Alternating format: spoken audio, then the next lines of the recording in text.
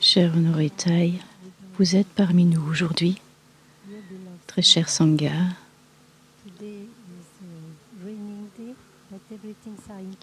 Aujourd'hui il pleut un petit peu, mais tout est impermanent. Et mon anglais est l'anglais du village des pruniers. Et je ne m'exprime pas toujours très facilement en anglais, mais je ferai de mon mieux. Et je demanderai de l'aide à Thai Phaplin ou Tapao de présenter le panel d'aujourd'hui. Merci beaucoup.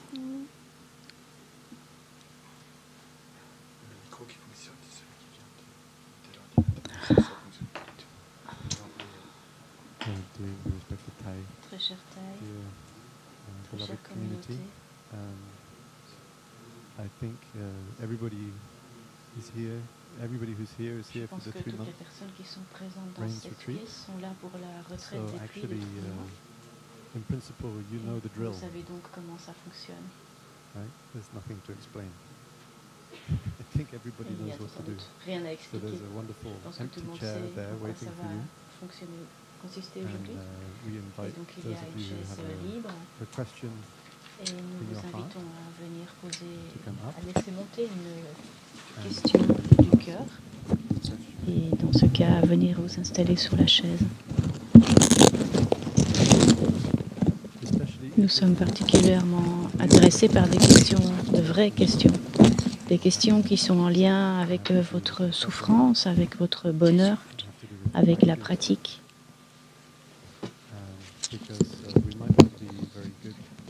Parce que nous ne sommes pas toujours très bons pour répondre à des questions trop intellectuelles. Et donc, nous voulons ramener les questions vraiment toujours très très proches de la réalité, très proches du sol. Et faire en sorte que nos questions ne soient pas trop longues, qu'elles se limitent vraiment à l'essentiel. Et nous aurons aussi des questions écrites et peut-être aussi des questions qui nous sont transmises par des personnes qui nous suivent en ligne. Voilà, donc ces questions pourront peut-être se manifester de quelque part parmi nos amis qui nous suivent en ligne. Nous sommes très heureux d'être parmi vous aujourd'hui. Est-ce que nous devons nous présenter? Voilà. Je pense que tout est dit. Et donc, si vous avez peur si vous êtes un peu timide et que vous n'avez pas trop envie de venir devant, vous pouvez toujours faire passer votre question. Et la poste fonctionne très bien dans la salle, donc vos questions vont arriver. Et nous aurons la chance de sélectionner quelques questions. Et donc, si vous avez déjà une question présente, vous pouvez déjà venir, ne soyez pas timide.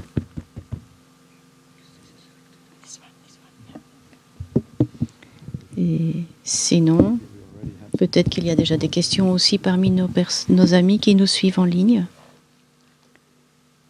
Merci beaucoup d'être ici. Nous pratiquons le regard profond tous ensemble.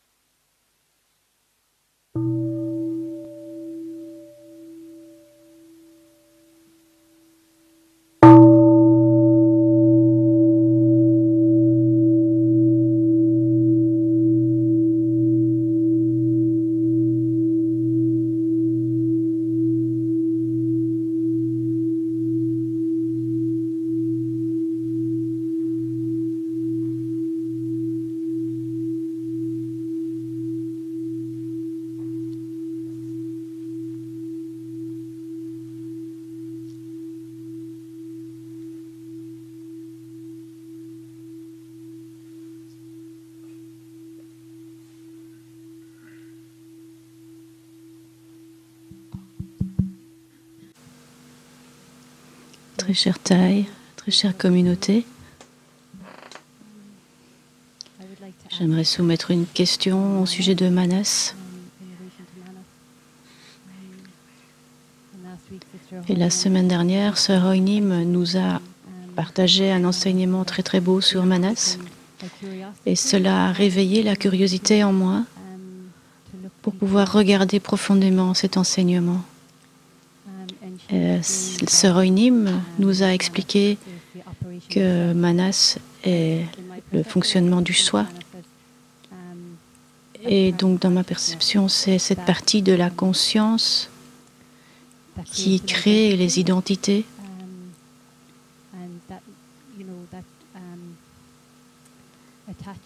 et qui fait que nous nous attachons, nous agrippons à ce que nous voulons être, à ce que nous voulons avoir, comme à ce que nous sommes séparés d'un autre soi.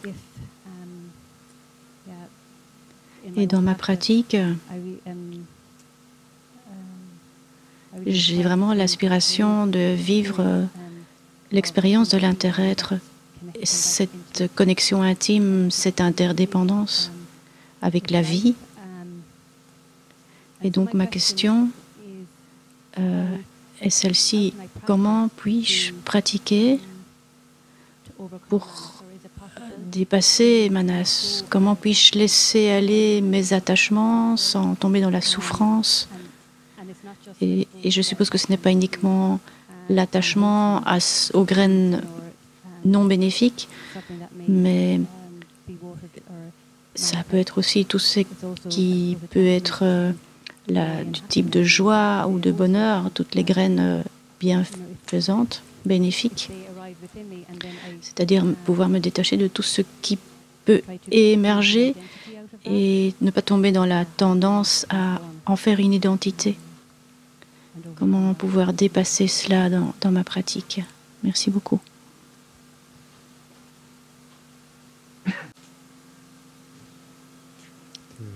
Très cher Thaï, très chère communauté, merci pour votre question.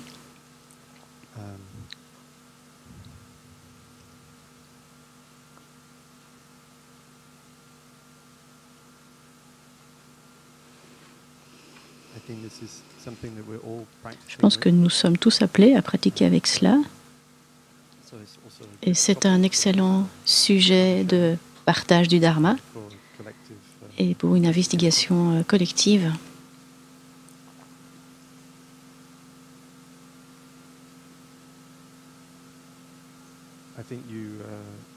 Je pense que la façon dont vous décrivez l'action de Manas est tout à fait correcte. Et je pense qu'il est utile de penser à Manas plutôt comme un processus, comme une action, et pas comme une chose.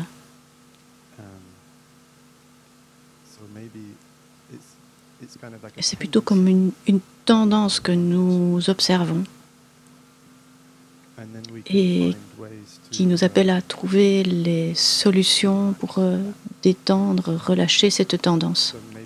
Et peut-être ne pas penser à vouloir s'en débarrasser, à ôter Manas ou à combattre contre Manas, mais plutôt se relaxer, se détendre par rapport à ça. Et donc, cette tendance peut se manifester à plusieurs niveaux différents.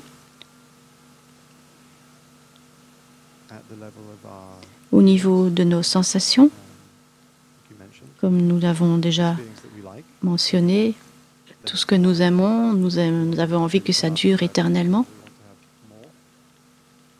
Et puis ce que nous n'aimons pas, nous voulons juste que ça s'arrête, et que ça ne revienne pas.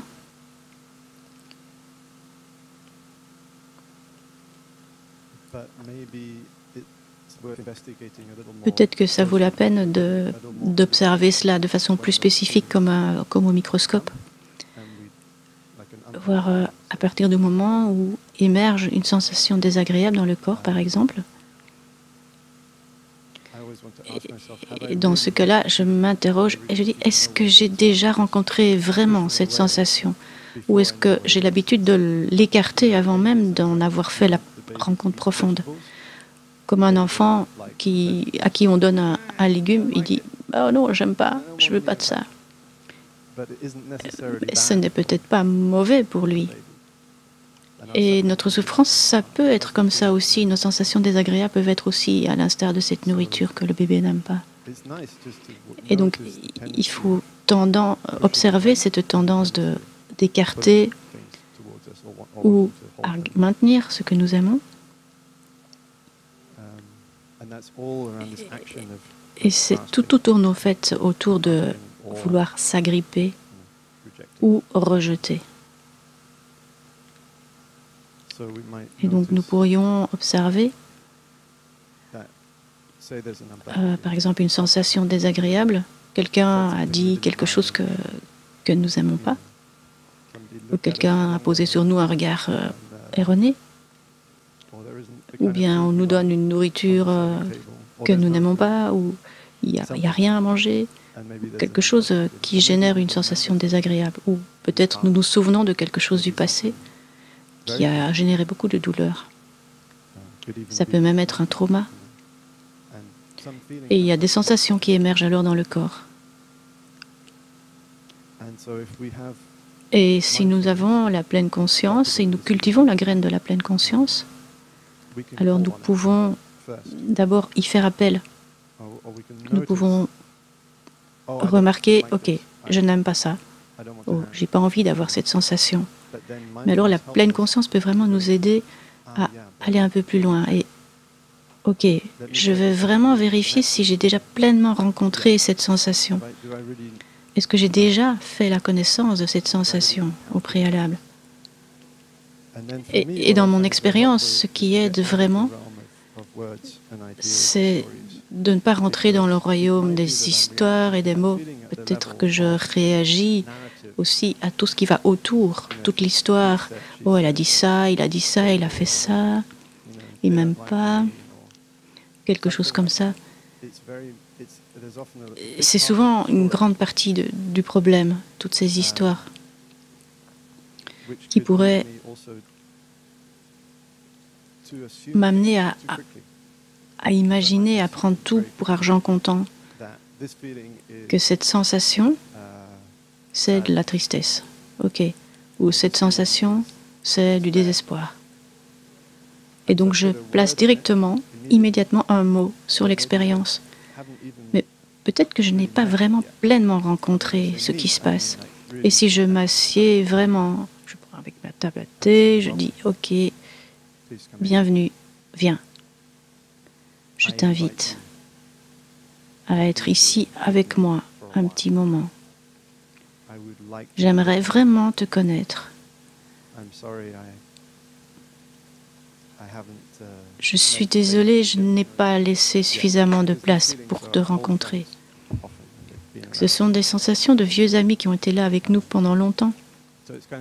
Et donc, ce que la pratique nous demande, c'est vraiment de changer notre attitude de rejet des sensations désagréables.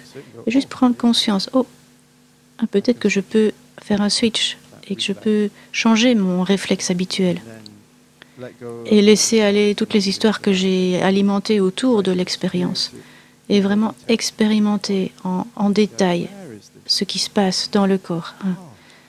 Ça se passe où? Ah oui, ok, oui, c'est vrai, je sens des tensions dans ma poitrine ou une lourdeur dans les intestins, quelque chose dans la gorge. Et vraiment découvrir, sans même nommer trop, juste rencontrer, faire connaissance. Et peut-être qu'au bout d'un moment, il y aura effectivement l'étiquette désagréable. Mais peut-être au début, nous ne sommes même pas certains de cela. Manas est toujours sûr. Manas, il dit, il n'aime pas. Mais si nous voulons un peu relâcher l'action, le processus d'action et les habitudes de Manas, ça peut aussi aider de placer des questions sur j'aime ou j'aime pas.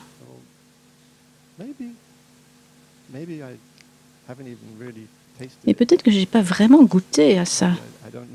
Peut-être que je ne sais pas en fait si j'aime les épinards. Je devrais essayer.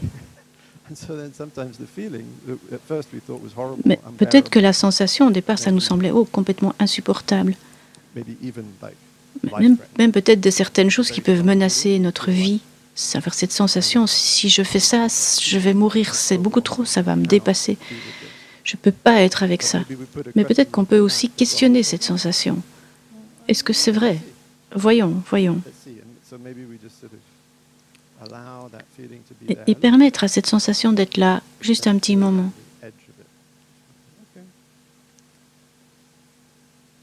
Et peut-être que finalement, c'est pas si grave.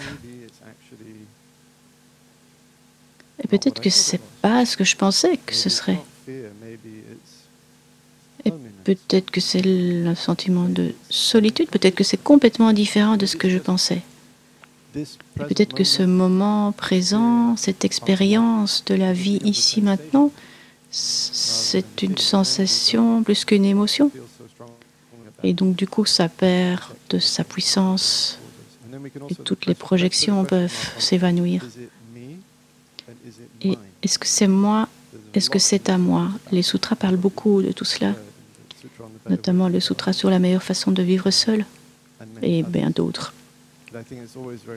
Et c'est toujours très utile parce qu'on a toujours tendance à croire oui, c'est ma sensation, c'est mon expérience, c'est ma vie. Mais peut-être qu'on peut aussi placer un point d'interrogation. Sensation désagréable?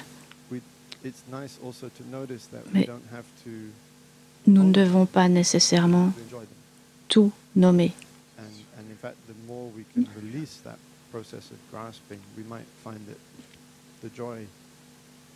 Et nous pouvons, dans les sensations agréables, nous rendre compte que finalement, peut-être que la joie peut aussi augmenter très fort.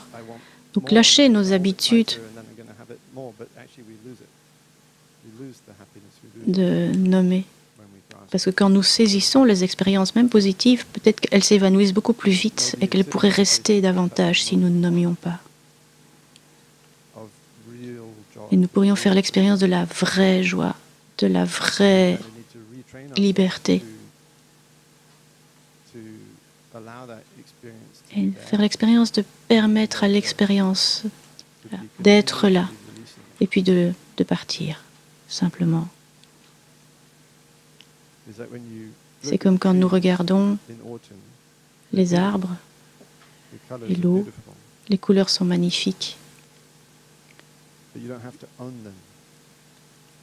Mais on ne doit pas les posséder, on ne doit pas les saisir pour que ce soit beau. Ok, ce n'est pas à moi, ce n'est pas à toi, ils sont là. C'est juste là.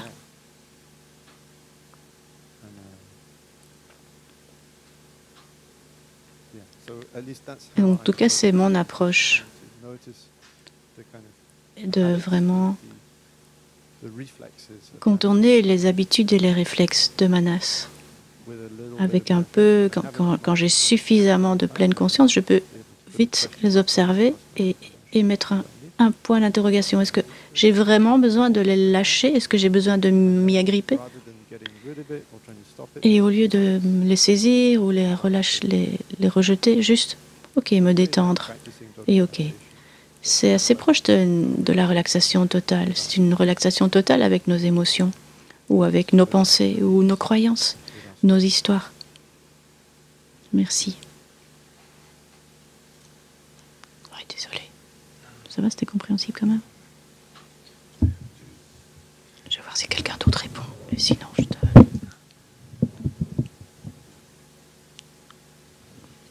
Oui. Cher Thaï, cher Sangha, cher ami,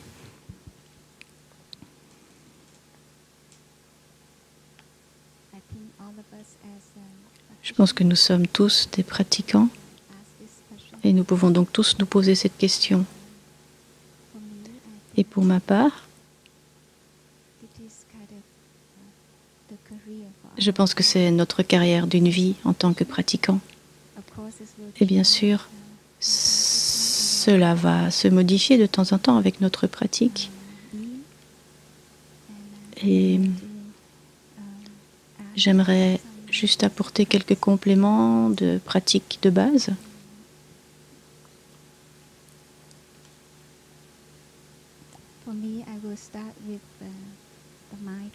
Je vais commencer avec la conscience.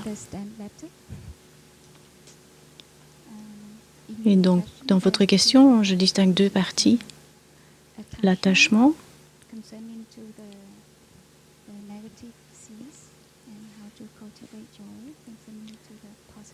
et comment cultiver donc le rejet des graines négatives ou l'attachement et comment cultiver la joie. Et donc, dans la pratique, nous avons une façon de contempler. Donc, la sœur nous a dit l'expression en vietnamien, je ne peux pas la répéter. Et donc, il s'agit d'identifier clairement ce qu'il y a dans notre esprit, dans l'instant présent, pour vraiment pratiquer la contemplation profonde. C'est ce que Thay, je partage en disant appeler par les vrais noms ce qu'il y a dans notre esprit. Et dans ma pratique, j'aimerais investir mon énergie dans la conscience de l'esprit et dans les 5 premières consciences. Donc les yeux, les oreilles, le nez, la langue. Et notre pratique porte vraiment sur l'entraînement avec nos 6 sens. Et donc la conscience fonctionne alors comme un jardinier. Nous avons toutes les graines, toutes les conditions dans notre jardin.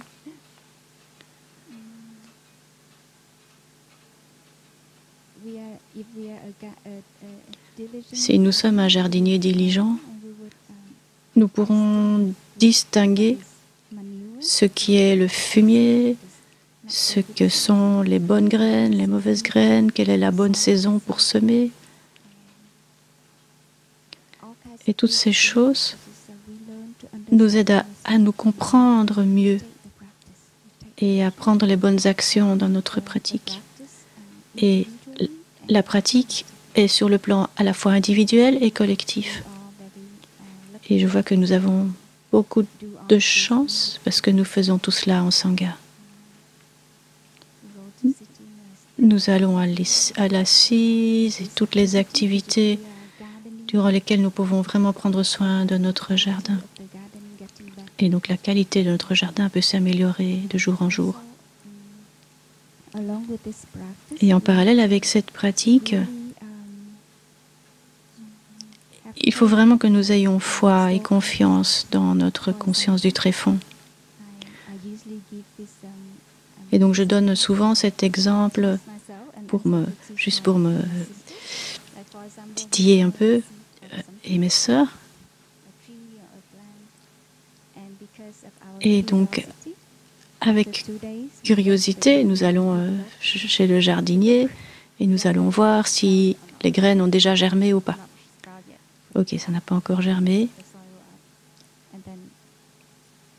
Et puis, 3 jours plus tard, nous retournons. Alors,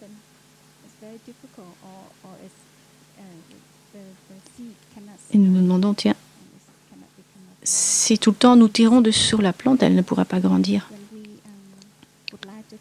Et donc c'est pareil avec notre esprit. Si nous voulons transformer quelque chose, elle doit agir sur le plan personnel et collectif. Et toujours avoir suffisamment confiance dans notre conscience du tréfonds pour que la terre ait suffisamment de conditions propices. La pluie, le soleil, le fumier, de façon à ce que quand les conditions sont là, la plante puisse mûrir, grandir. Et j'observe cela en moi très souvent. Et j'agis souvent ainsi, avec curiosité ou mon empressement. Je ne suis pas suffisamment patiente pour juste aller au jardin. Je n'ai peut-être pas assez confiance en moi, en mes capacités de transformer ou celles de la Sangha. Et donc cette énergie d'habitude ne cesse de venir, d'émerger.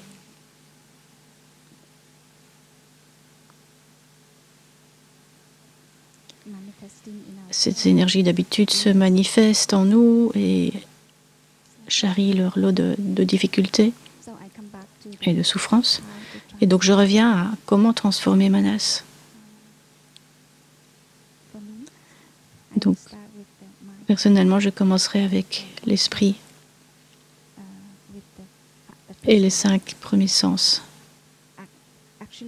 Et peut-être même juste un.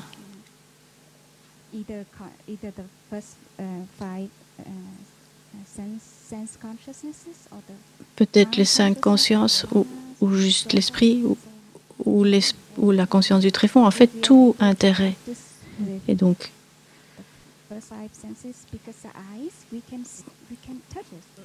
pour moi, on peut commencer par les 5 sens parce que, par exemple, les yeux, c'est quelque chose qu'on peut toucher, qu'on peut percevoir. Je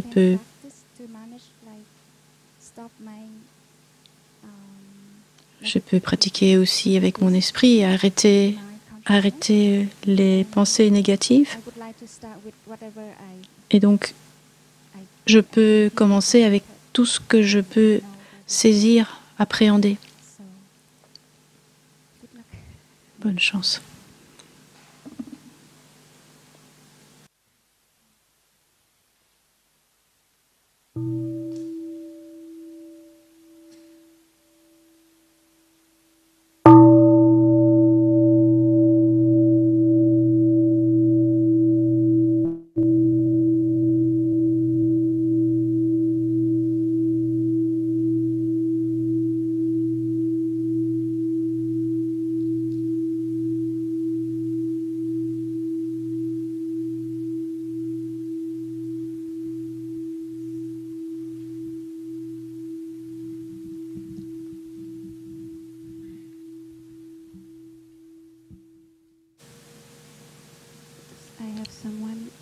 Il y a quelqu'un qui m'est très précieux, qui souffre de dépression sévère depuis plusieurs années, depuis beaucoup d'années déjà. Et j'aimerais savoir comment je peux être présente pour cette personne du mieux possible.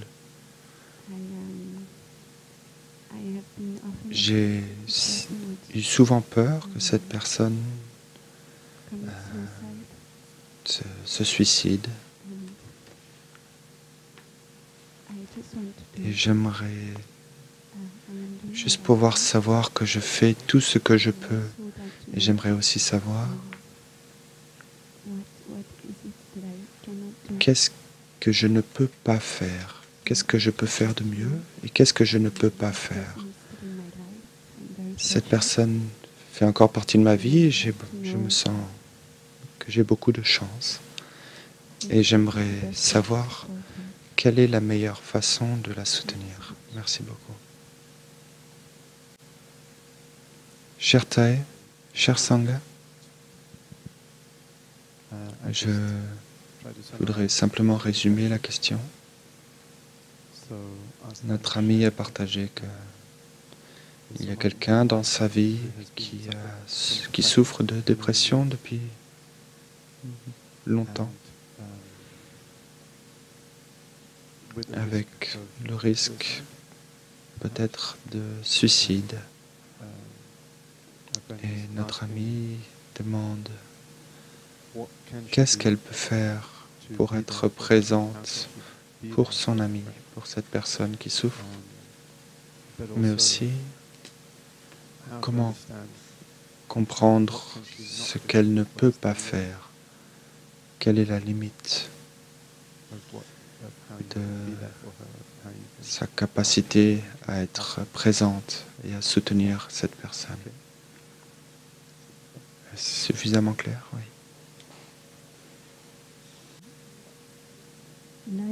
La vie est si précieuse. Des fois, on perd cette sensation, cette conscience. On est pris dans la souffrance, emporté dans la souffrance. Parce que quelque chose s'est produit dans notre vie et on ne voit plus la beauté de la vie. On ne voit plus le sens de la vie. Pourquoi est-ce que je suis là? Pourquoi je suis encore là? Pourquoi est-ce que je continuerai à vivre?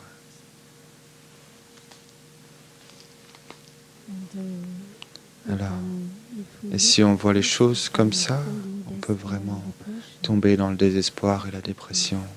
C'est peut-être le cas pour ton ami.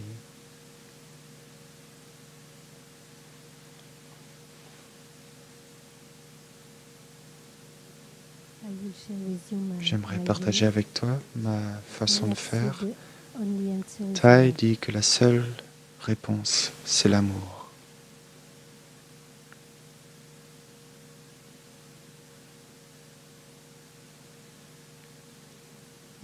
Ça me touche parce que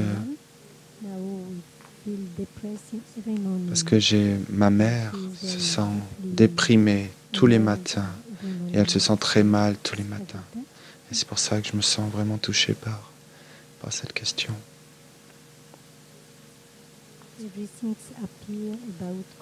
Toute chose se manifeste liée à des causes et des conditions.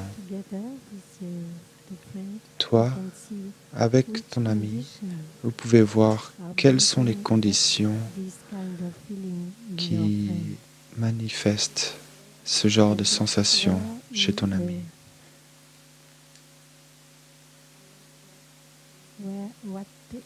Et oui, quelles sont les conditions qui continuent à maintenir, à nourrir ces sensations de désespoir.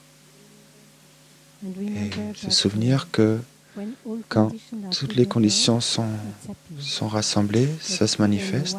Mais si même une seule condition n'est pas là, alors ces sensations ne se manifesteront plus. Tu peux aider ton ami à regarder profondément dans toutes les causes et conditions qui manifestent ces sensations. Et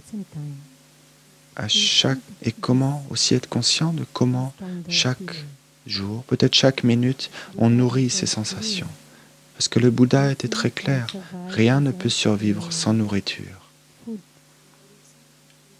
Sans nourriture, ça va s'arrêter. Pour moi,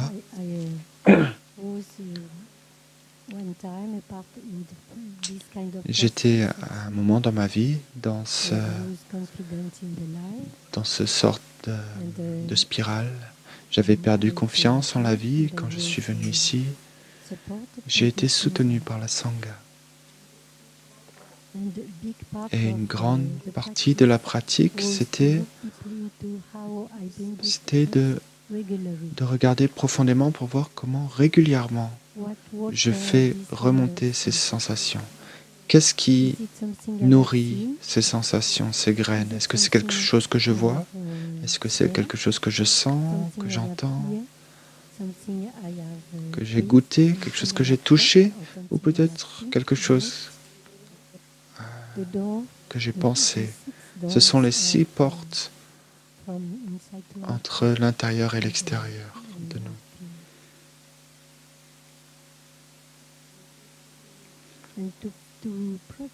Et c'est pour cela que l'on doit se protéger nous-mêmes, de l'aider à se protéger elle-même, peut-être l'aider à ne pas consommer les nourritures des sens qui alimentent ces sensations, peut-être en écoutant quelque chose de triste à la radio ou à la télé, peut-être ne pas trop écouter ceux qui ont les mêmes tendances, mais aussi peut-être écouter et être plus en contact avec ceux qui ont une pratique plus établie, plus forte, pour nourrir les graines de joie.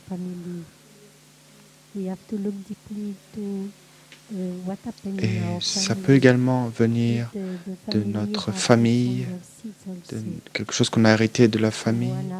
Peut-être on peut regarder profondément si quelqu'un dans notre famille avait des tendances dépressives et voir comment ces tendances ont pu être transmises jusqu'à nous.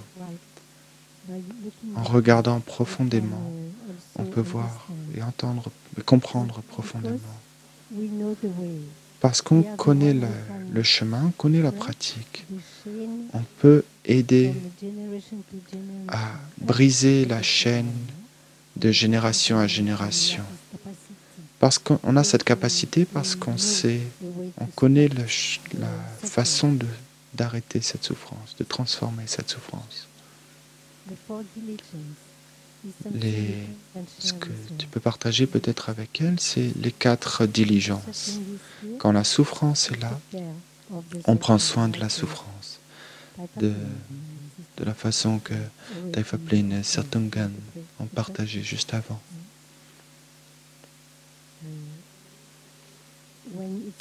Quand la souffrance se manifeste, il n'y a que la compréhension et l'amour qui peuvent aider à la transformer. Le fait de repousser les sensations qui se manifestent ou de nier leur existence, ça ne fonctionne pas. Il n'y a que la compréhension et l'amour qui fonctionnent. C'est ma souffrance. Il faut que je prenne soin de cette souffrance. Manas fait partie de nous. Mais avec l'amour, on peut transformer Manas. Avec la compréhension et l'amour. On sait que cette souffrance, si on en prend soin correctement, elle va redescendre progressivement dans notre alaya, notre conscience du tréfonds. Et plus on en prend soin, plus elle va se réduire et devenir de plus en plus petite. Quand on prend soin de notre esprit, lorsqu'elle se manifeste, ces formations mentales redescendent dans notre alaya. On sait que dans notre alaya, il y a de nombreuses graines de formation mentale. Il y a entre 49, 51, suivant comment on les compte. Et notre pratique dans les 4 diligences, c'est je sais que ces graines sont en moi. Taifaplin est sage. Quand on a suffisamment d'énergie, quand on est solide, on peut aider, inviter à se manifester les graines de souffrance, mais la deuxième diligence, c'est lorsqu'on n'est pas suffisamment fort, suffisamment solide, on ne fait pas se manifester cette souffrance. Parce qu'on a cette habitude, lorsqu'on n'a rien à faire, ou peut-être quand on est inquiet à propos de quelque chose, on fait comme les enfants, vous savez, quand ils sont tombés, qu'ils ont une cicatrice, ils la touchent et ils la grattent et le sang coule à nouveau. Et là, ça c'est la deuxième diligence, ne pas faire manifester la souffrance qui n'est pas manifestée. Mais la troisième diligence, c'est lorsque le bonheur, la joie se manifeste, on le garde manifesté. On prend soin de ce bonheur, de cette joie, avec notre pleine conscience, aussi longtemps qu'on peut, pour que la graine de bonheur se développe en nous. C'est un peu comme, offrir du fumier à une rose pour avoir de belles fleurs. Ça, c'est la troisième diligence. La quatrième diligence, on sait que dans notre alaya, notre conscience du tréfonds, on sait qu'on a les graines de bonheur qui sont en sommeil en permanence. Des bons souvenirs, même des choses qu'on a oubliées, mais on sait qu'elles sont toujours présentes en nous. Donc, peut-être lorsqu'on souffre, on peut aider à calmer la souffrance. Mais Tai a dit également, changer le CD. On peut demander à notre alaya de nous envoyer un bon message, un joli message. Le bonheur est possible, le bonheur est présent.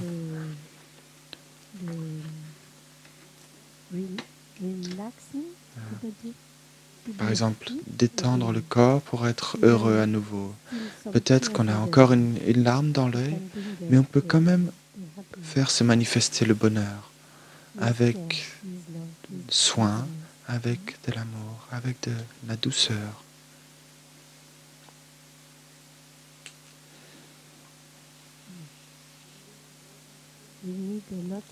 Il nous faut beaucoup de patience pour sortir de ce genre de tendance, beaucoup de compassion, comme Sœur Tunkan, Sœur Tunkan a partagé à propos des graines. Elle plante les graines et elle les recouvre de terre, mais après quelques jours, elle revient et elle déterre la graine pour voir si elle a poussé. Mais et il n'y a rien à pousser, et après elle recouvre, puis elle repart et elle revient, ainsi de suite. Des fois, la racine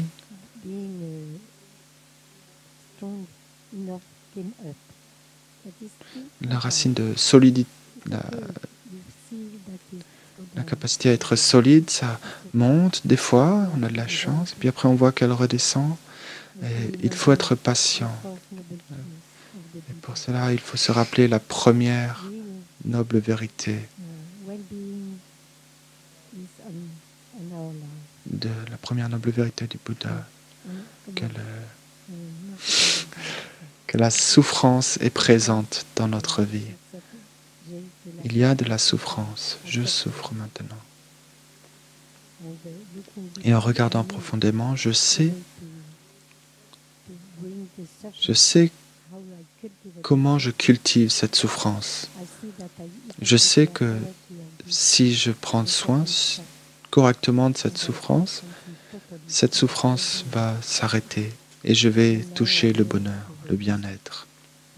Et ça, c'est le chemin qui mène à se sentir mieux.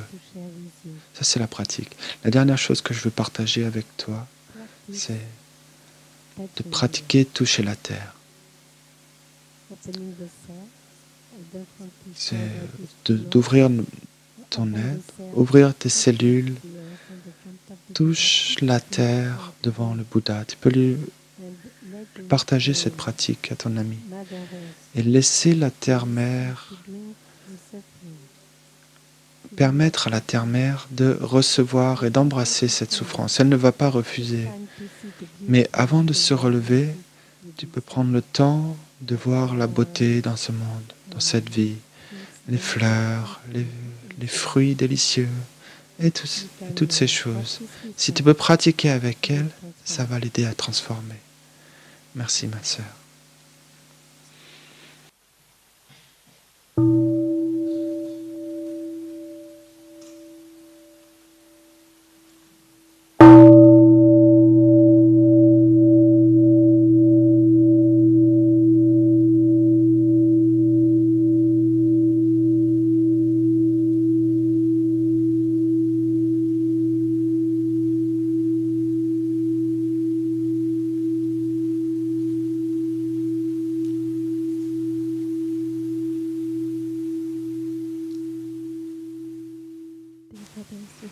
Chères sœurs et frères, chère communauté,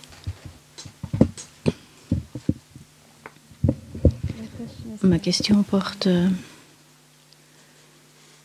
sur ma tendance à rester piégée dans mes rêves.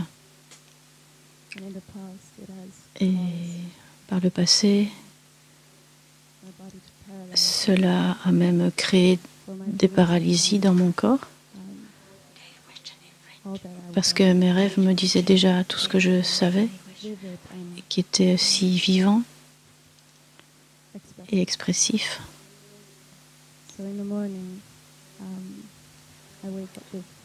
Et donc le matin que je me réveille, il y a beaucoup de brouillard.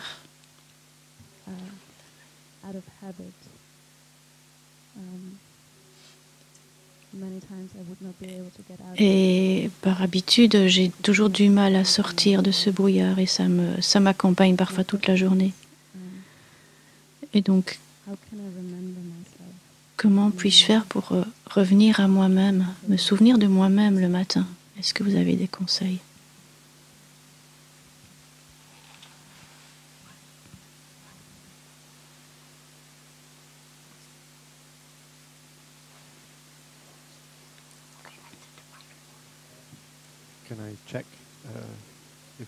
Est-ce que nous pouvons vérifier si nous avons bien perçu la question?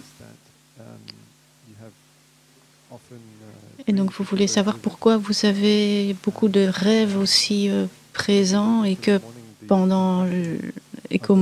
que le matin vous avez l'impression que ces rêves sont encore là et que ça vous accompagne toute la journée, ou en tout cas une grosse partie de la journée,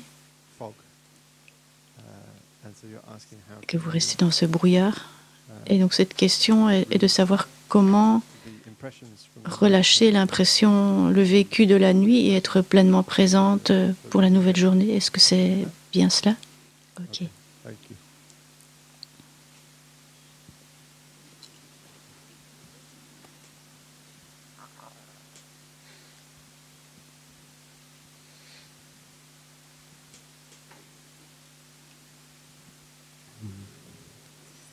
Chers Thaï, chères sœurs et frères, j'espère que vous comprendrez mon anglais. Sœur Yaknim a exprimé elle-même qu'elle n'est pas toujours à l'aise avec l'anglais, c'est mon cas aussi, mais je ferai de mon mieux pour m'exprimer clairement pour que vous puissiez comprendre.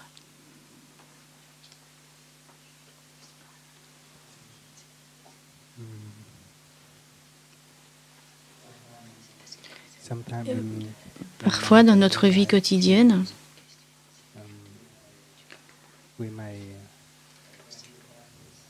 nous sommes en contact avec quelque chose qui peut se révéler dans nos rêves.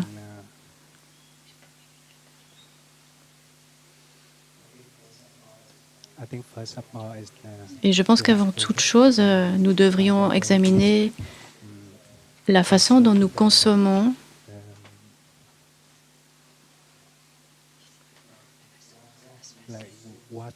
ce que nous avons consommé dans notre vie quotidienne,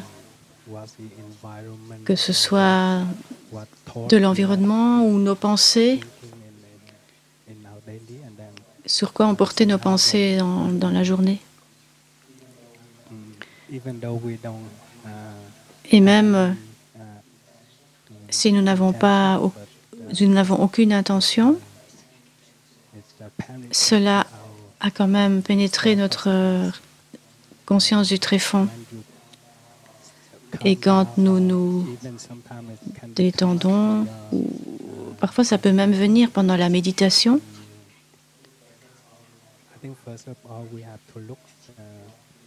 il nous arrive parfois, souvent nous devrions examiner davantage ce que nous consommons dans notre vie quotidienne et voir si cela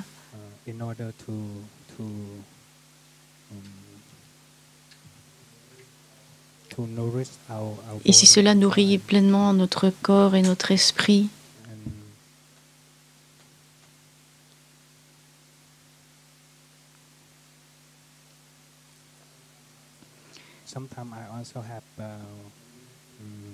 Il arrive parfois que j'ai moi-même des rêves étranges et que le matin, cela crée beaucoup de pensées en moi.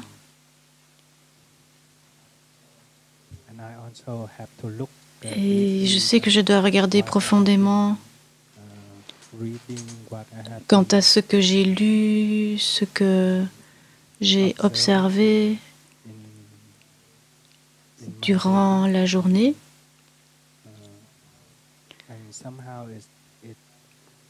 Et d'une certaine façon, cela m'aide vraiment à prendre conscience de ce qui s'est passé. Peut-être que j'ai lu telle et telle nouvelle.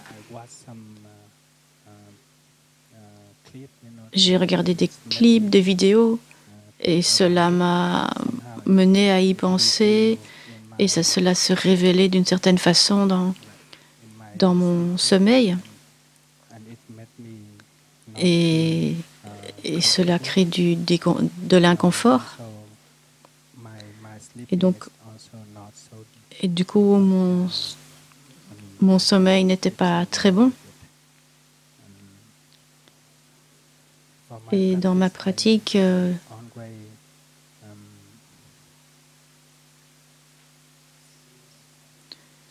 je contemple, j'observe souvent qu'il y a beaucoup de conditions positives autour de moi J'ai de nombreux frères et sœurs avec qui je peux partager ma vie quotidienne. Et je n'ai pas besoin d'aller sur Internet ou de lire différentes choses ou compenser mes émotions par des films, etc. Et cela m'aide beaucoup.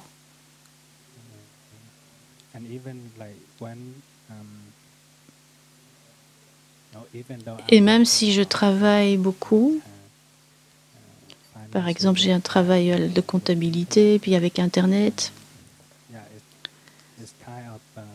ce type de conscience bien ancrée dans mon esprit m'aide.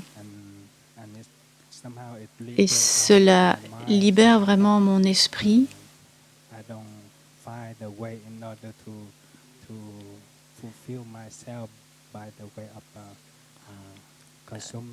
Je ne cherche pas à compenser, à me remplir de consommation, de loisirs, de distractions.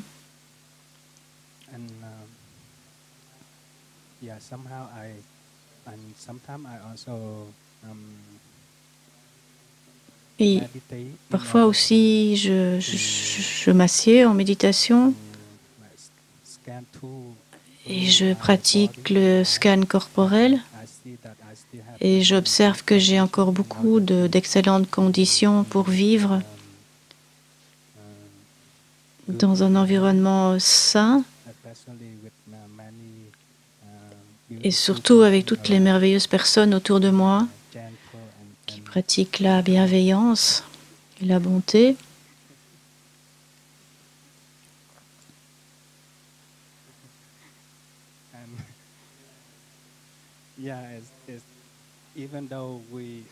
Et même si nous sommes des humains, nous avons besoin d'amour et d'attention.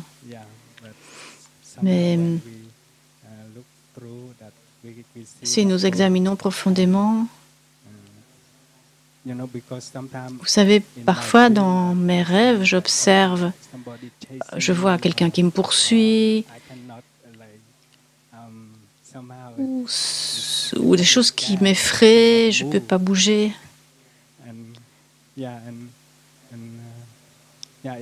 Et c'est l'opportunité pour moi d'examiner, oh, je suis encore vivant, je suis là.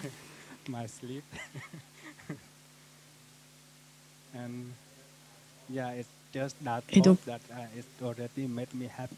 toutes ces pensées me rendent heureux et je peux lâcher mes soucis. Je ne dois pas m'inquiéter davantage de ce rêve.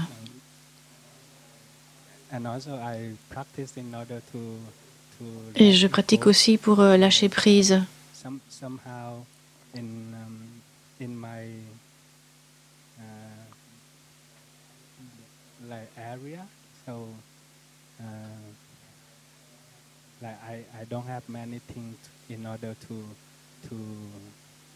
Et je sais que là où je suis, je n'ai pas grand-chose dont je dois m'inquiéter. Ma chambre est bien dégagée, j'ai beaucoup d'espace où je peux vraiment apprécier ma chambre. Je n'ai pas beaucoup d'objets autour, je ne dois pas contourner ceci ou cela pour arriver dans ma chambre.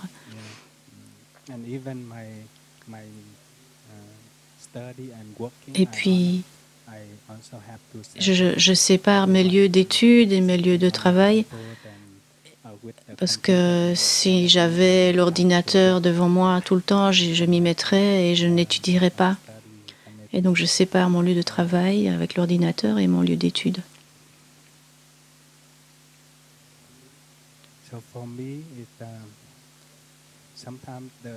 Et donc, le rêve, selon moi, c'est aussi parfois un koan. C'est un koan qui m'invite à regarder profondément. Pourquoi ce rêve dans mon esprit?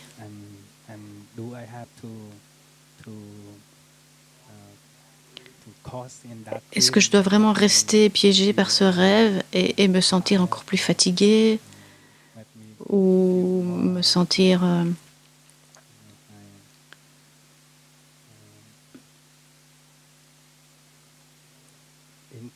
ou me sentir interrompu, quelque chose comme ça.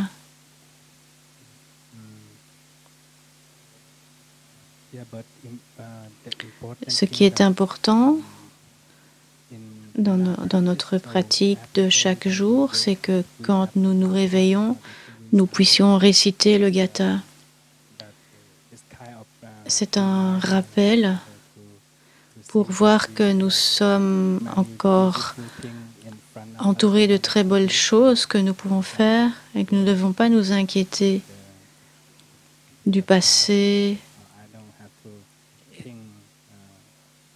que nous ne devons pas nous inquiéter du futur, mais juste être conscients que nous sommes encore en vie ici maintenant, que nous avons encore d'excellentes conditions autour de nous qui nous permettent de pratiquer ensemble. Nous avons beaucoup de chance. Et tout cela, ça m'aide énormément dans mes activités quotidiennes. Et j'ai également l'opportunité de jouer ou de juste me balader avec une personne agréable.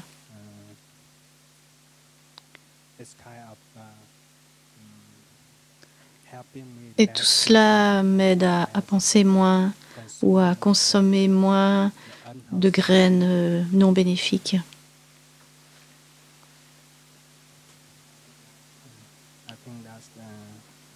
Et voilà, en gros, ce que je pratique dans ma vie quotidienne. J'espère que j'ai pu être claire.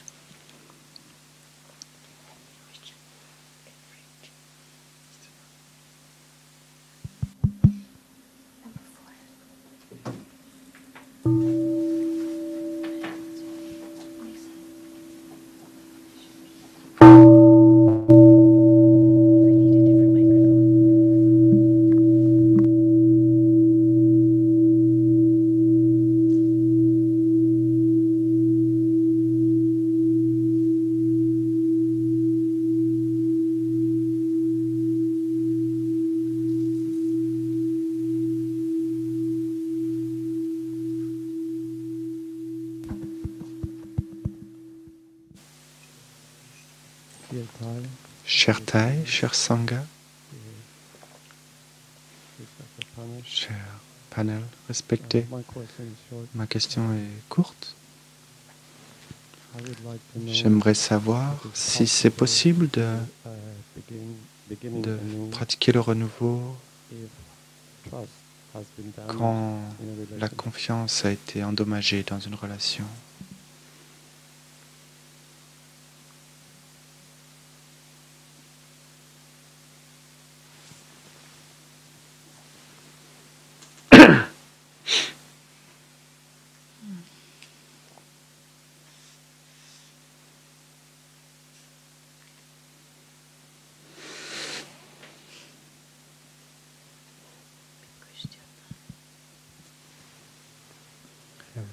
Chers Thai, chers frères et sœurs, chers amis,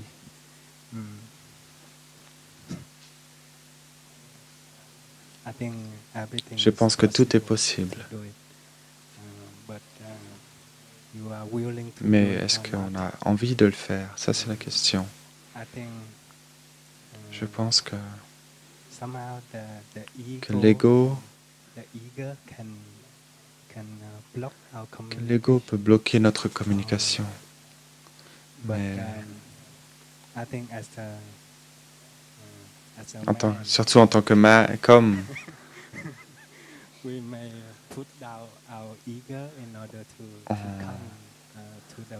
on peut laisser reposer notre ego pour approcher la personne que l'on aime et exprimer, accepter notre faiblesse, peut-être notre émotion, et pour pouvoir pratiquer ce renouveau avec cette personne.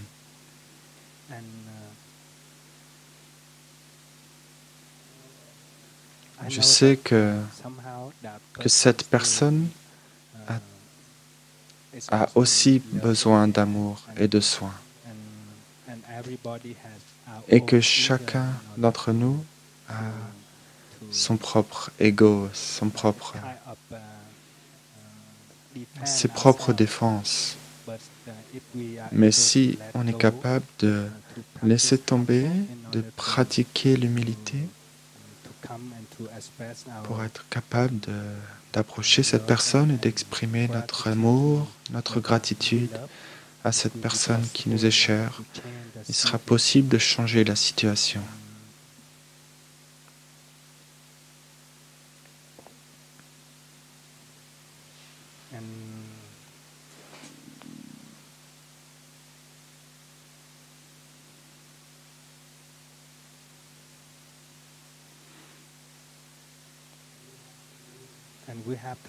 Et nous devons le faire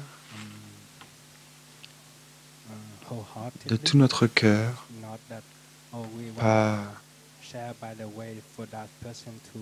on ne veut pas partager pour que cette personne nous pardonne, mais on partage pour que l'autre personne puisse ressentir notre amour et notre bienveillance.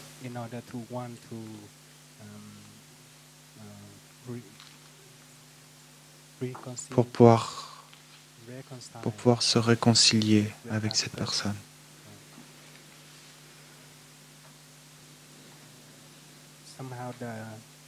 Cette personne, grâce à la manière dont nous partageons, elle peut sentir si on veut réellement, si on a vraiment l'intention de pratiquer le renouveau afin de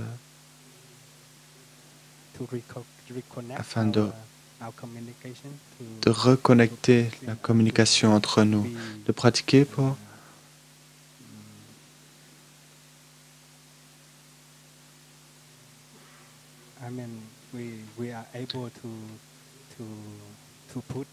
si on est capable de laisser tomber notre ego, nos défenses, pour partager et exprimer notre amour et le soin que l'on a pour cette personne.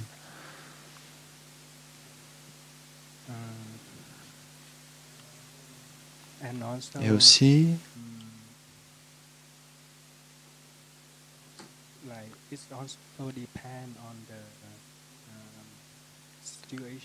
tout dépend également de la situation dans le moment. Des fois,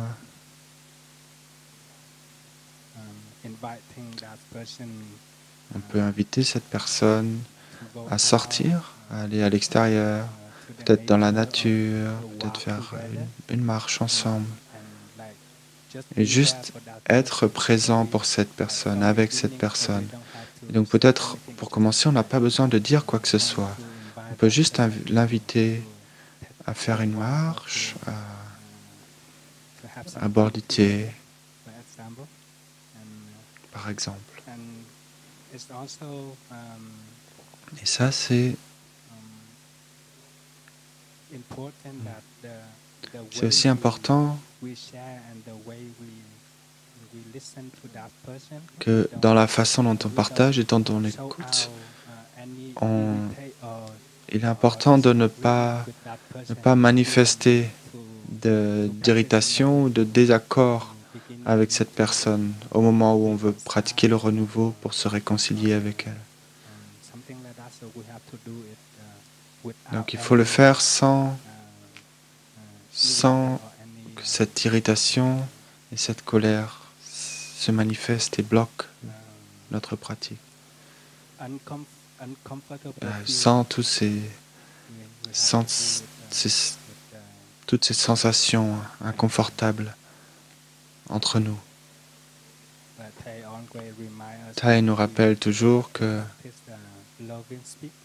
pour le renouveau, on va bien pratiquer la parole aimante et l'écoute profonde. Et donc dans la façon qu'on a de partager et la façon dont on organise les choses, c'est souvent plus important que les mots que l'on partage. Des fois, bien sûr, c'est important de choisir nos mots pour pouvoir partager ce qu'on veut ce qu'on a besoin de partager, mais c'est aussi important la façon dont on partage, qui contient également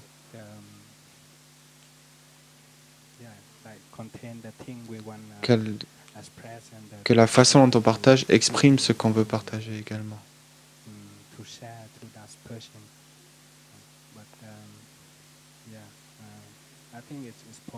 Et je pense que c'est possible de pratiquer le renouveau comme cela, mais est-ce qu'on est capable de le faire ou pas? Ça, c'est la question.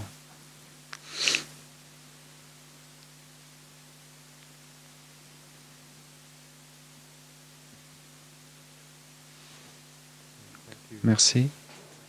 Merci, Daifab Ao.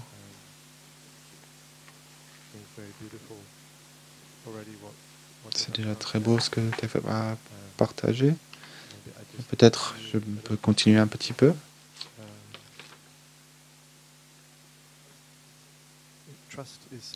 La confiance, c'est quelque chose de très précieux. Et souvent, on ne sait pas à quel point c'est précieux jusqu'à ce qu'on l'ait perdu.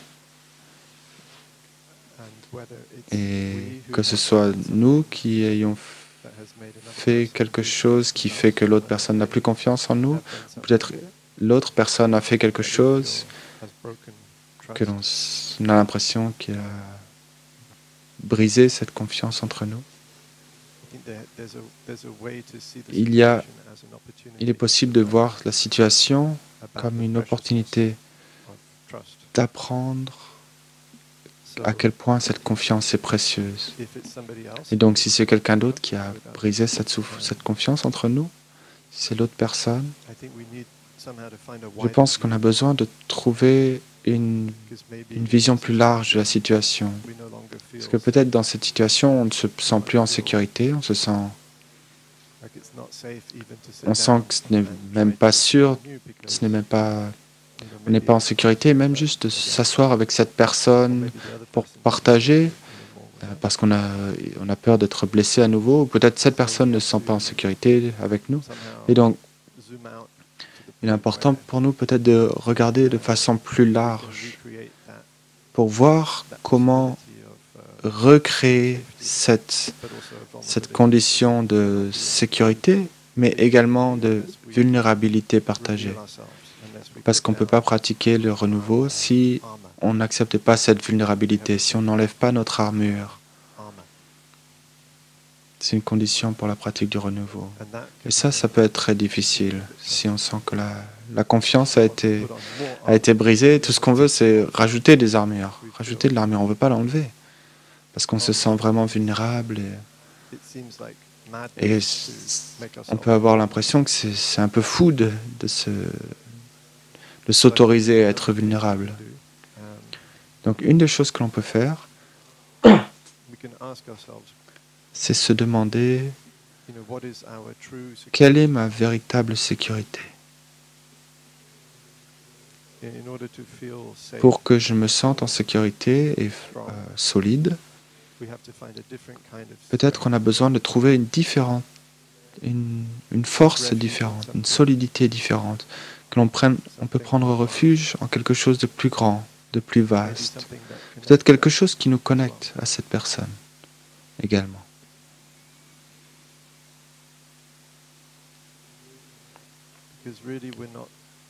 Parce que, en vérité, on sait qu'on n'est pas séparés.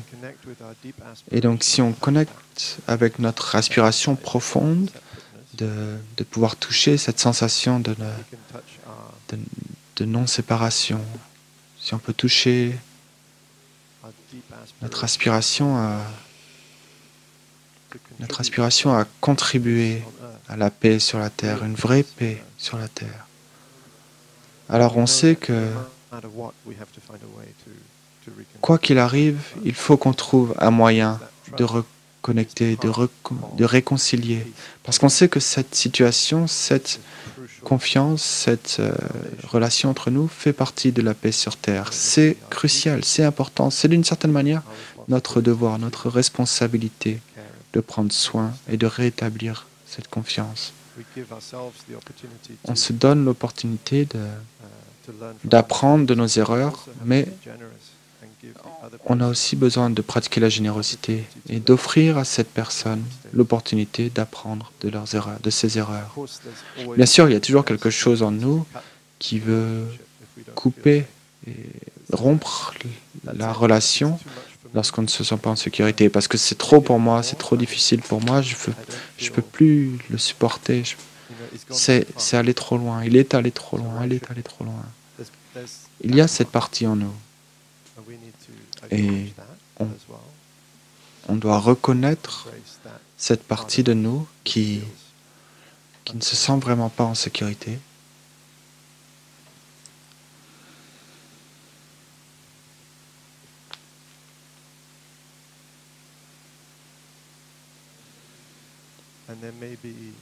Et peut-être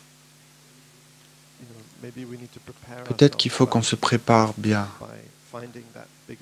en trouvant cette capacité à prendre refuge en quelque chose de plus vaste, peut-être en pratiquant toucher la terre, comme Sayakni m'a partagé juste avant. De cette manière, ça peut être très puissant. On commence cette pratique de renouveau en étant plus grand que nous-mêmes, en étant soutenu par nos amis, par notre Sangha, par notre maître, par la terre-mère. Et quand notre cœur est aussi vaste que la terre-mère, alors c'est beaucoup plus difficile d'être blessé. Parce que bien sûr, il faut être réaliste et on sait que des fois c'est trop. On n'a pas vocation à être victime d'une situation, mais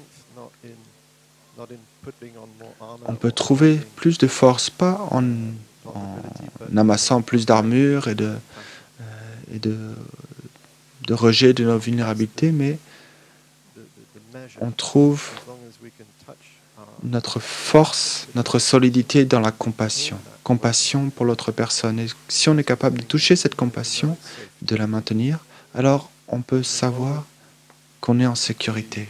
On peut continuer. On peut pratiquer ce renouveau, cette réconciliation. Parce qu'on ne les voit plus. Et par contre, lorsqu'on ne voit plus cette personne avec les yeux de la compassion, alors il faut arrêter. Et peut-être on peut dire, on peut recommencer plus tard, reprendre plus tard, quand on aura cet espace à nouveau. Et des fois, on peut demander l'aide d'un ami. Parce que des fois, juste avec l'autre personne, c'est trop difficile. Il y a trop d'habitudes, trop d'historique, trop de passifs. On sait exactement comment presser les mauvais boutons chez l'autre, en particulier ceux qui nous sont les plus proches. Mais on peut demander à un ami de s'asseoir avec nous, de pratiquer avec nous, et on prend refuge en cette personne, dans sa pratique, pour qu'il puisse guider ce processus et nous aider à savoir quand on fait une erreur. Parce que le renouveau, c'est assez difficile. Et des fois, on peut croire qu'on pratique le renouveau, mais en fait, non. On peut avoir l'impression qu'on est en train d'arroser une fleur, mais en fait, on est en train de poignarder l'autre personne. Ça peut être vraiment difficile. Et donc, des fois, on a besoin de quelqu'un d'autre qui nous aide à reconnaître que peut-être j'ai besoin de trouver une autre fleur, une véritable fleur à arroser. Et je pense qu'on a tous fait l'expérience de ça. Ces fleurs qui ont l'air d'être des fleurs, mais qui ne sont pas vraiment des fleurs. Il y a autre chose à l'intérieur. Il y a des épines dans ces fleurs. J'apprécie vraiment cette chose en toi, mais... Et ce mais peut faire mal. Il y a beaucoup d'exemples. Par exemple, j'apprécie réellement parce que dans le passé, tu étais tellement en colère. Mais est-ce que ça, c'est une fleur? Tu as transformé tellement de choses. Est-ce que ça, c'est vraiment une fleur? Ça, ce n'est pas vraiment clair, n'est-ce pas? Donc, il faut être vraiment attentif et prudent et maintenir un bon équilibre entre arroser les fleurs et exprimer notre souffrance. Et si c'est trop intense, des fois on a besoin d'aide de quelqu'un pour établir cet équilibre. Peut-être donc il y a cette préparation qu'on peut faire avant pour trouver ce refuge qui est plus grand que nous, pour ouvrir notre cœur également à la perspective peut-être de la terre-mère. On peut également dézoomer en termes de temps, dans le temps. Parce qu'on peut voir que ce serait tellement triste de ne pas se réconcilier. Si on continue comme ça, on laisse les choses comme ça et on meurt avec la situation toujours coupée comme ça. Je pense que c'est facile de toucher cette dimension à travers le temps. C'est pourquoi souvent on sait que beaucoup attendent jusqu'à être sur leur lit de mort avant de pouvoir oser se réconcilier. Mais en tant que pratiquant, on est invité à pratiquer d'avoir cette perspective dès aujourd'hui. Et je crois que déjà, le fait que tu poses cette question, c'est tu as déjà cette aspiration, et c'est très clair. Donc, établir une sécurité, une solidité plus grande, ça peut être toucher la terre pour cela. Et également, on peut demander de l'aide de quelqu'un d'autre. Et peut-être la première fois qu'on essaye, on peut inviter à ce qu'il n'y ait pas de réponse. On peut être simplement dans l'écoute. Des fois, il faut écouter d'abord. Et peut-être il y a besoin de faire plusieurs séances. Donc, et la première fois, juste, je veux écouter. Je veux t'écouter parce que j'ai l'impression que je ne t'ai pas compris suffisamment. Donc, aide-moi à te comprendre mieux. Donc, on offre les conditions pour que la personne se sente écoutée. Et la deuxième fois, peut-être on peut demander, cette fois-ci, j'aimerais être écouté. Et la troisième fois, peut-être on a construit suffisamment de confiance dans cette pratique et dans ce processus. Donc, je sais que moi, j'ai brisé la confiance d'autres personnes et je sais que à travers cette pratique, j'ai pu restaurer cette confiance. Et d'une certaine manière, cette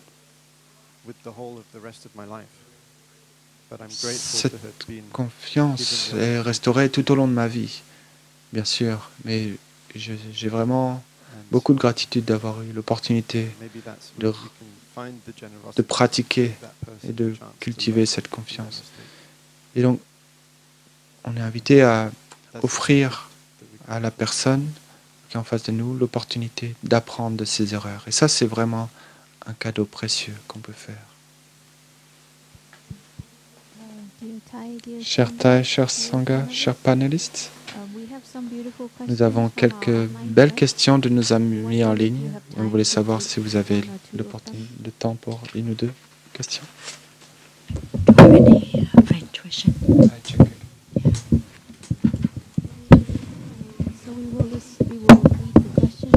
Et donc nous allons lire une question après le son de la cloche.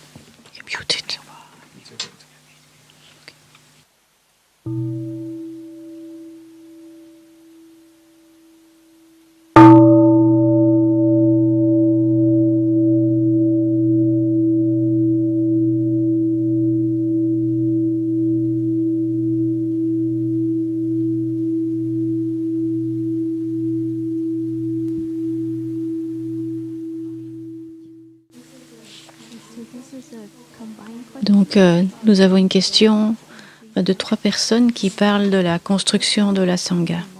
Donc, la première personne, c'est Simona qui demande « Cher Thai, cher Sangha, j'aimerais davantage comprendre ce en quoi consiste être au service de la Sangha locale. Et selon moi, il y a une partie de moi qui dit que c'est essentiel, mais une autre que c'est très difficile, qu'il y a beaucoup de difficultés. Et j'aimerais apprendre de ces difficultés. J'aimerais comprendre aussi toutes les résistances que je peux avoir autour de mes difficultés.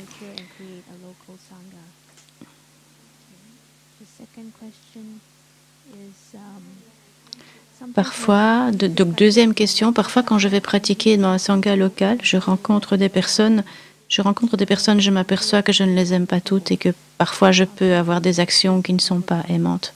Comment puis-je pratiquer avec cela?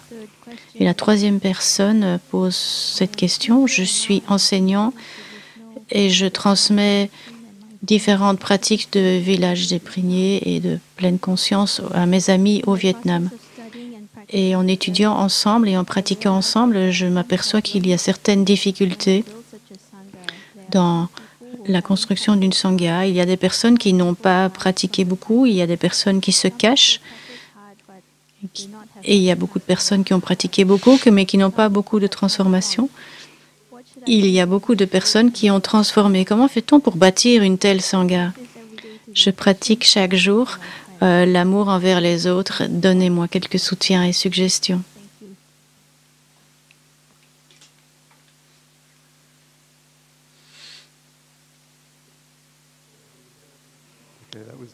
Oui, ok, ce n'était pas juste une question.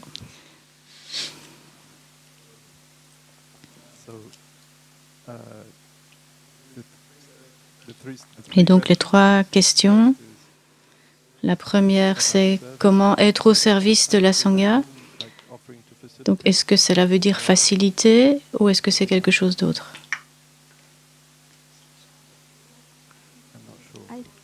Alors, notre sœur pense qu'il s'agit de contribuer à construire la sangha.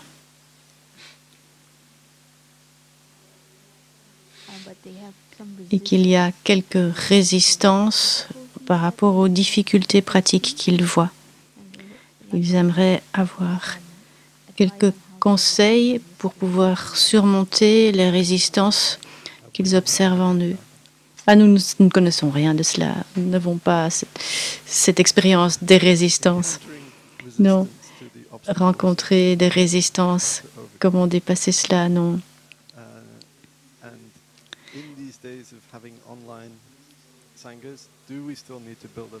Et donc, en fait, il me semble qu'il y avait aussi une deuxième question, une sous-question au niveau des sanghas virtuels.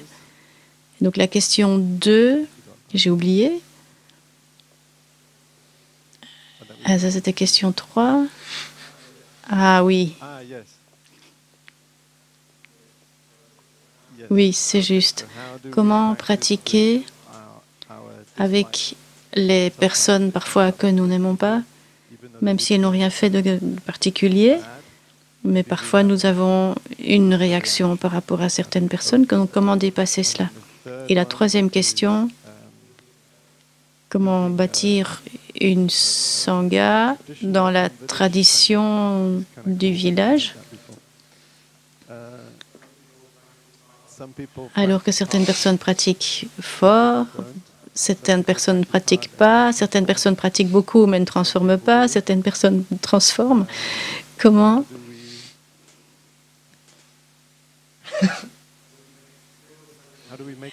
bâtir une sangha avec ces personnes?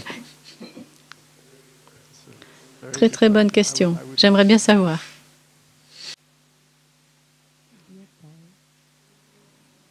Cher Thai, chère grande sangha laïque qui avait tant de difficultés à bâtir une sangha,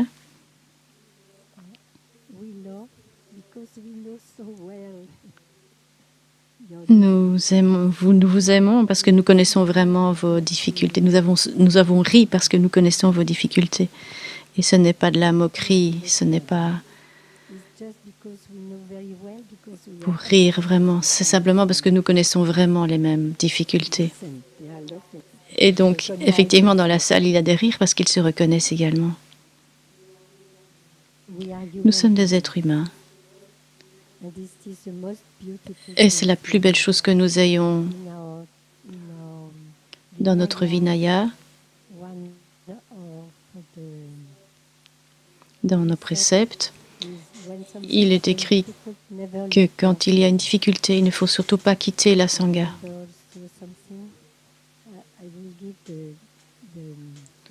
Et donc je vais passer le micro à mes plus jeunes frères et sœurs ensuite. mais je me souviens de ce que Thai disait, que la sangha, comment dit-on, les baguettes, que la sangha c'est comme des baguettes qui ont déjà été utilisées, qui ne sont pas propres, et que l'on plonge dans l'eau chaude et le savon, et que nous les frottons l'une contre l'autre pour les adoucir, pour les nettoyer. Nous ne pouvons pas échapper aux difficultés dans la sangha. Et c'est la plus belle chose aussi que nous puissions rencontrer pour pouvoir nous entraîner à être davantage dans la compassion et la compréhension. Parce que c'est la base de notre dharma, la compréhension et la compassion sont les deux essences du dharma. C'est ainsi que nous pratiquons. Tout se transforme parce que tout est impermanent. Et parfois nous faisons de notre mieux, mais nous ne progressons pas. C'est notre cas à tous. Et parfois nous faisons des grands pas et nous sommes si heureux. Et parfois nous faisons des pas en reculons et nous ne savons pas pourquoi. C'est ainsi, c'est notre pratique. Et petit à petit, nous transformons. Et nous sommes de plus en plus adaptés à la pratique et nous adaptons la pratique à nous. Et ce que je voudrais aussi partager en dernier lieu, c'est une très très belle histoire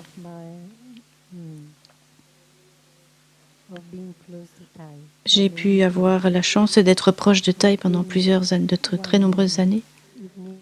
Et je me souviens qu'un soir, je suis allée dans l'ermitage de Thai pour aider à nettoyer la cuisine et le sol.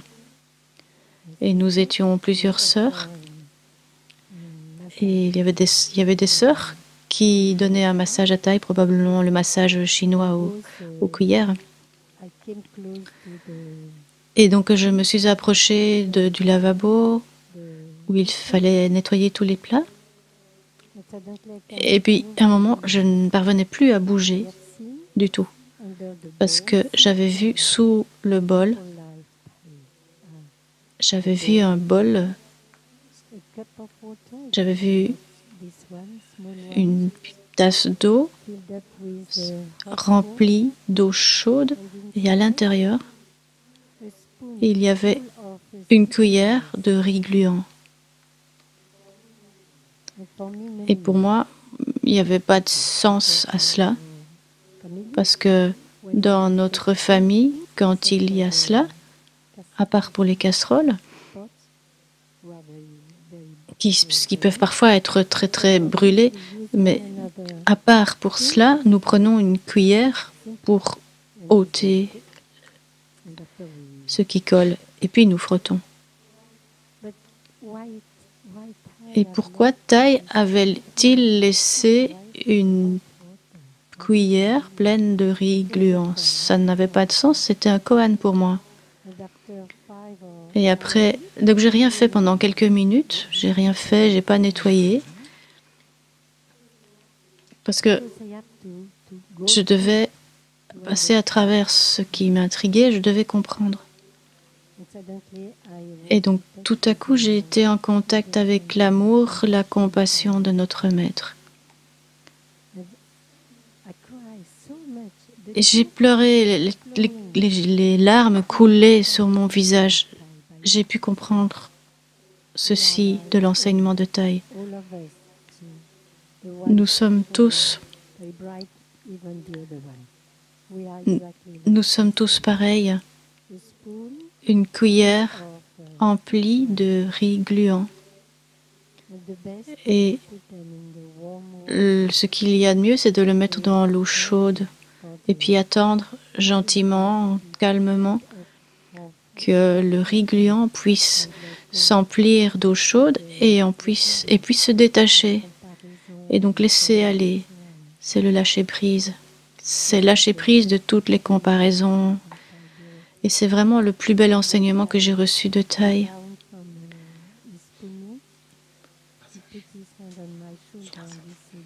Et quand Thai a eu terminé son massage, il est venu près de moi, il a posé sa main sur mon épaule, me faisant comprendre que l'enseignement était déjà donné. et que l'amour, c'est tout. Cher Thai, cher Sangha, quand j'ai pris le micro, en fait, ce que je voulais partager, c'est exactement ce que Sir Yaknim vient de nous partager. Nous voudrions partager vraiment cette sensation avec vous. Parce qu'ici, au village des Pruniers, nous faisons également la même chose. Et dans chaque Sangha, nous rencontrons toujours les mêmes types de problèmes.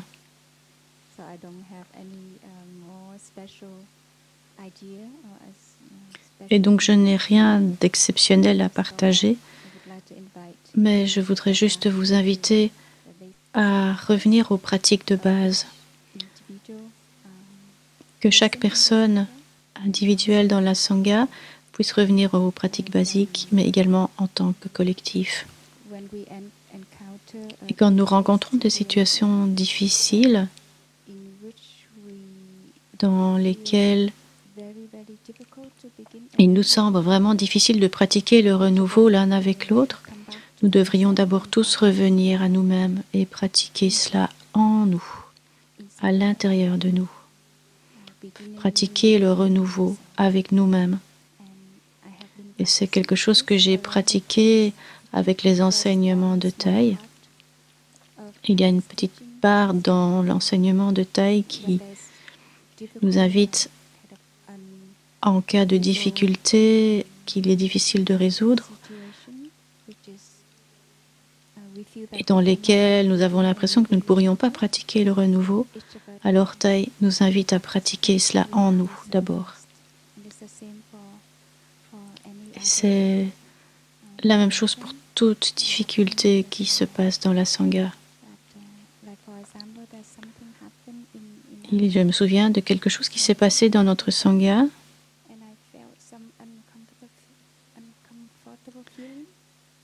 Et j'étais très inconfortable pendant une semaine.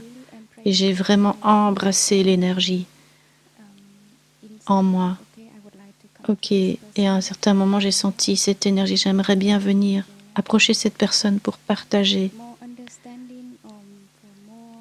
cultiver la compréhension. Et finalement, j'ai vu que l'essentiel, c'est à l'intérieur. C'est de revenir à moi-même et observer. Et pour moi, dans la plupart des situations, notre capacité à résoudre les situations dépend vraiment de nous-mêmes. Cela dépend vraiment de notre stabilité, de notre clarté, de notre compréhension, de nous-mêmes. Parce que nous avons la tendance à vouloir résoudre les choses en dehors de nous. Or, il faut d'abord commencer en nous. Nous regardons souvent l'autre personne. Pourquoi est-ce que celle-là, elle pratique beaucoup, elle ne se transforme pas, etc. Mais est-ce que nous nous posons nous-mêmes la question, où en suis-je sur ce chemin? Et c'est souvent la question que je me pose. Où en suis-je là, maintenant, sur mon chemin? Quel type de personnalité j'ai? Quelles sont mes pensées?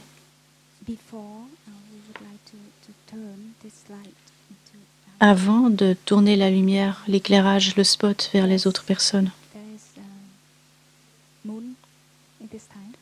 Pour l'instant, c'est la demi-lune. Et la nuit dernière, quand j'ai éteint la lumière dans ma chambre, je pouvais voir la lumière de la lune à l'extérieur. Pas trop parce qu'il y avait des nuages, mais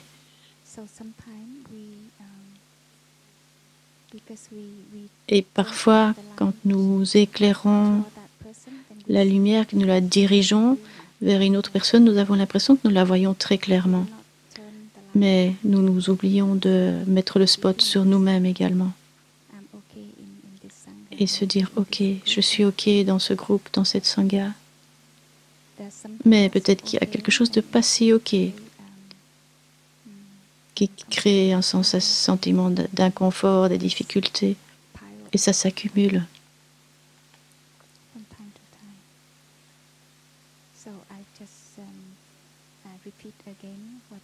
Et donc je répète ce que ma grande sœur a répondu. La réponse est là. C'est notre engagement. Et une des pratiques que nous voudrions faire l'un avec l'autre, en tant que pratiquant, en tant que facilitateur de Sangha, c'est vraiment toujours redémarrer et ne pas abandonner. Et il existe différents types de pratiques qui nous permettent de faire un renouveau, de recommencer avec de nouveaux yeux, un nouveau regard, afin d'inspirer les autres à aussi eux-mêmes pratiquer un nouveau départ dans leur pratique.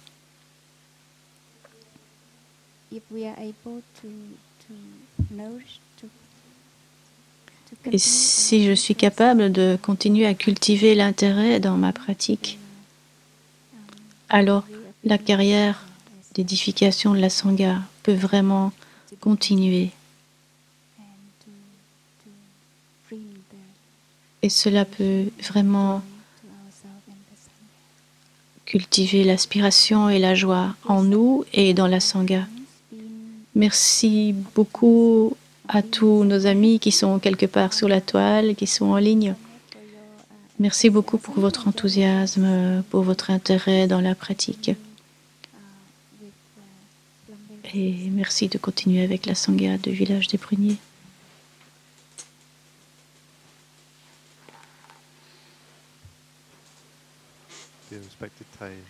Très chère Thaï, très chère communauté, je demande la permission de pouvoir ajouter une petite chose.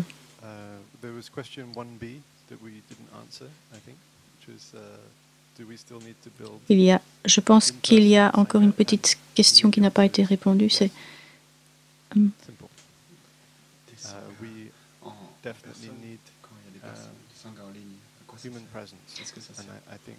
est-ce qu'il est toujours bon d'avoir des sanghas personnels, locales, s'il y a des sanghas en ligne? Et ma réponse, c'est oui, oui. Nous avons cette bulle de quarantaine qui nous permet d'être encore reliés. Ici, au village, nous avons cette bulle qui nous permet d'être ensemble, mais je sais que dans le monde, il y a beaucoup de personnes qui ne peuvent pas se rencontrer. Et donc, il y a vraiment une grande nécessité de retrouver des interactions.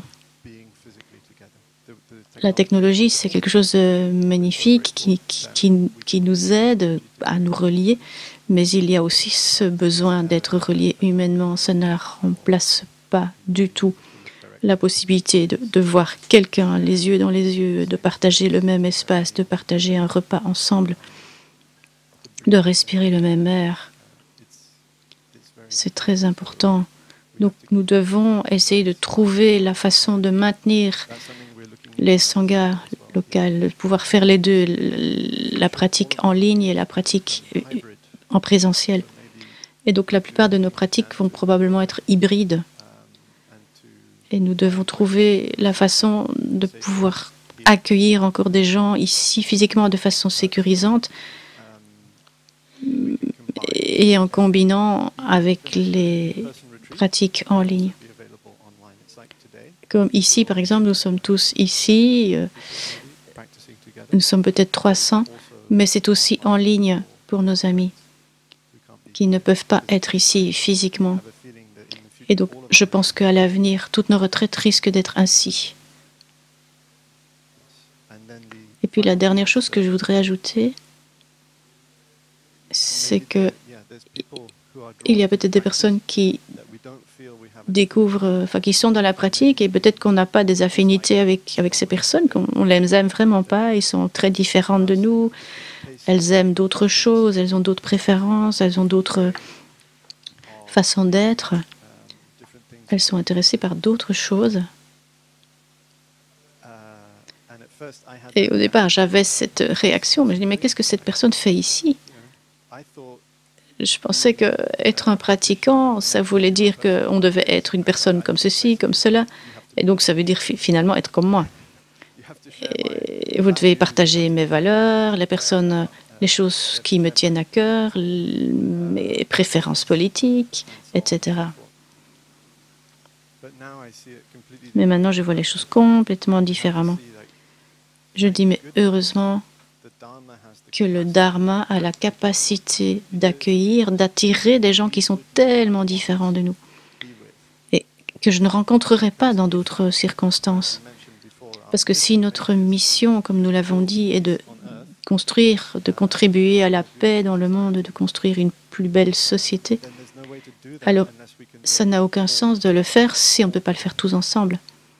Ce serait une tragédie si le Dharma ou nos sanghas ne pouvaient attirer que les personnes que nous aimons ou les personnes comme nous. Parce que alors ce serait peut-être qu'un petit nombre de personnes. Ce ne serait certainement pas tout le monde. Et ce serait d'office voué à l'échec. Il n'y aurait pas la paix sur la terre si nous ne pouvons pas le faire avec tous. Et nous devrions vraiment avoir beaucoup de gratitude que le Dharma et les enseignements peuvent attirer des personnes d'horizons tellement différents, de réactions tellement différentes. C'est fascinant. Nous devons apprendre de ces personnes. Et ils doivent apprendre de nous. Nous devons dépasser ces difficultés à aimer ces personnes. Cela va peut-être prendre du temps. On va d'abord observer nos réactions, encore et encore, toutes nos réactions. Pourquoi est-ce qu'il me regarde comme ça? Mais pourquoi est-ce qu'il a dit ça? Et pourquoi est-ce qu'elle boit son thé comme ça? Mais je ne peux pas croire, mais je ne peux pas y croire, quoi. C'est pas possible. Nous avons toutes ces réactions un peu folles, mais nous avons alors l'occasion de vraiment prendre conscience. Oh, j'observe que je réagis, et alors je peux apprendre. Peut-être que je pourrais apprendre quelque chose de mes ancêtres, de mes habitudes, et je peux peu à peu laisser aller, lâcher prise de ces choses et embrasser davantage, de plus en plus large. Et donc j'ai énormément de gratitude pour toutes ces personnes que nous n'aimons pas, parce que ce sont d'excellentes conditions dans notre pratique.